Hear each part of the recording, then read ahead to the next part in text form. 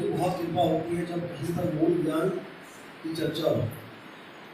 नहीं तो आज तक सब के सब इसी पवित्र ज्ञान में उलझे रहे और इसी पवित्र ज्ञान को सत्य मान के अपने जीवन को आगे बढ़ाते हैं। पवित्र ज्ञान से आपको मुक्ति नहीं मिलती है, आपकी श्रद्धा अटूट हो जाती है।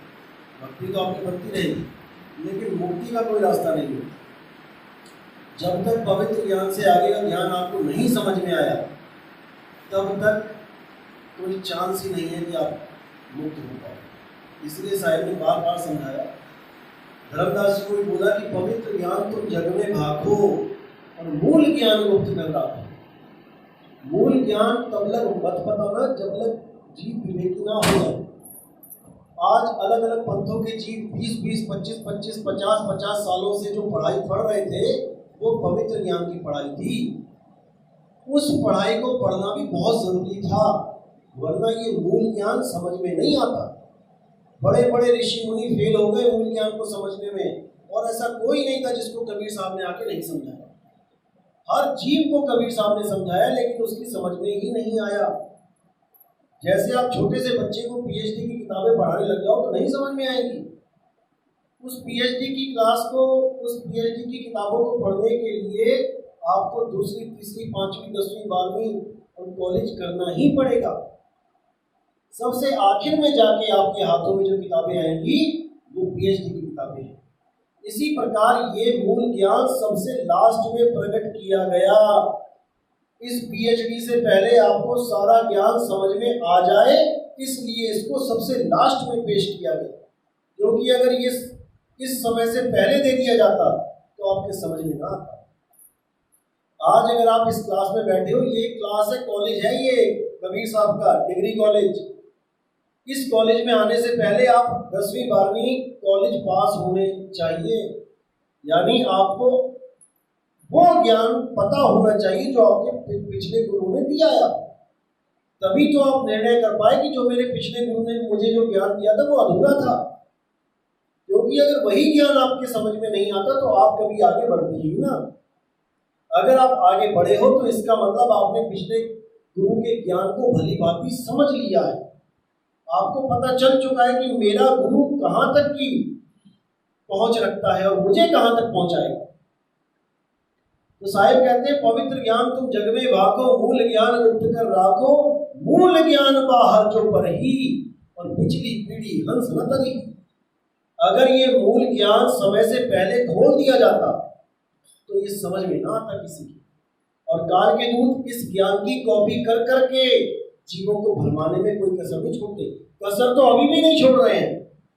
हमारा YouTube चैनल देख देख के पता नहीं कौन कौन आ गए हैं, यही नियक्षर की बात करने लग गए। और उनके चैनल के पिछले वीडियोस देखो तो कोई धन लक्ष्मी प्राप्ति यंत्र बता रहा है, कोई वशीकरण बता रहा है कि वशीकरण कैसे किया जाता है स्त्रियों को। आज वो सार शब्द चिल्ला रहे हैं। ऐसा होना ही था, क्योंकि जहां कृष्ण आता है वहां पौंड्रक भी आ जाता है। जहां पे असली वस्तु आती है वहां पे चाइनीज माल भी आ जाता है।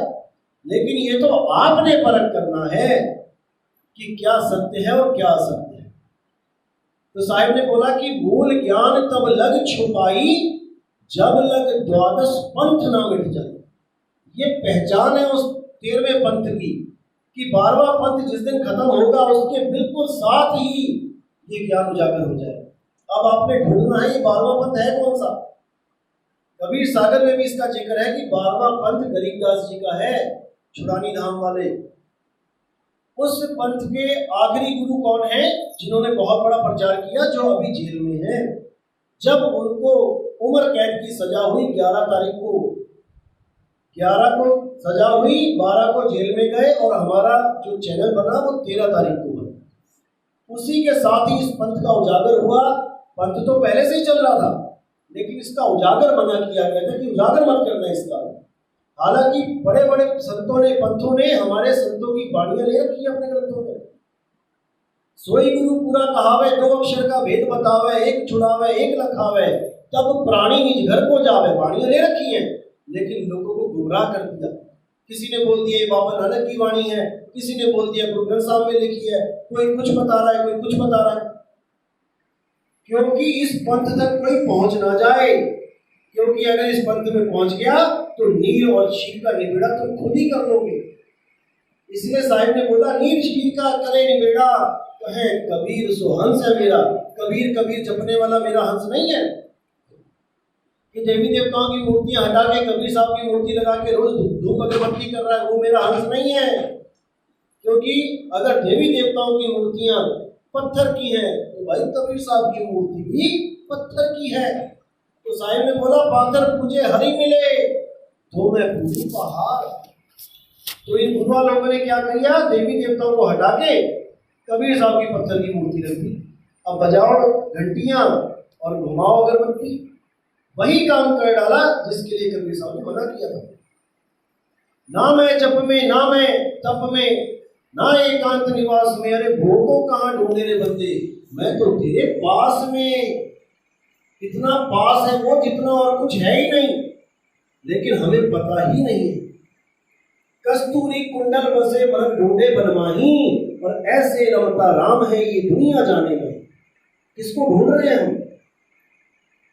हमें परमात्मा को ढूंढना है तो पहले खुद को ढूंढना पड़ेगा, क्योंकि परमात्मा का वास हमारी आत्मा में है।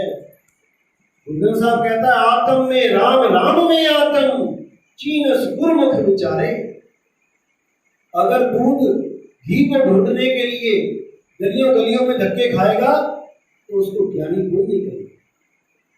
दूध में ही घी है, लेकिन उस घी को निकाला कैसे जाए?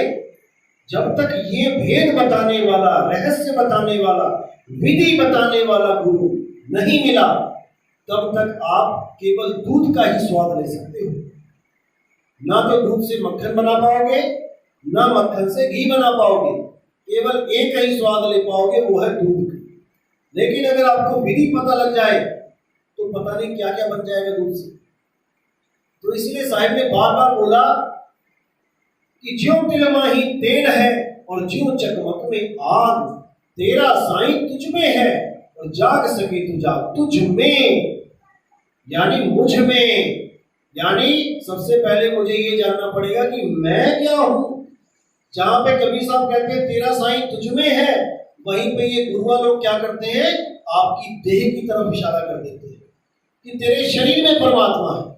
अरे जब मैं ही शरीर नहीं हूं, जब मैं ही शरीर नहीं हूं तो मेरा परमात्मा शरीर में क्या कर रहा है? मैं ही विदेही हूं, मैं कोई देह नहीं हूं। देह तो मैं छोड़ के चला जाऊंगा, देह को तो मैं छोड़ दूंगा। अगर मैं छोड़ दूंगा देह को तो परमात्मा तो देह में रहना चाहिए ना, फिर तो देह की कभी मृत्यु ही ना हो, क्योंकि देह को तो मैंने छोड़ा है, परमात्मा तो कम से कम देह में रहे ना। लेकिन नहीं, क्योंकि मेरा साईं मुझ में है, मेरी आत्मा में है, उसको जानना पड़ेगा, ना कि किसी और को जानना है। साहिब कहते आत्म ज्ञान बिना नर भटके, कभी मथुरा कभी काशी, और जल में मीन प्यासी, मुझे देखते आवे हंसी। पहले आत्म ज्ञान में आना पड़ेगा। आत्म ज्ञान यानी आत्म ज्ञान, आत्म कथा, मेरी अपनी कथा। आत्म ज्ञान यानी मेरा अपना ज्ञान, मैं क्या हूं। मैं इस गाड़ी को चला रहा हूं, इसकी हेडलाइट भी है, इसमें हॉर्न भी है, इसमें ये टायर भी लगे हुए हैं, स्टीयरिंग भी है, सब कुछ है, लेकिन ड्राइवर का आता पता नहीं है। ये ड्राइवर कहां बैठ के गाड़ी चला रहा है?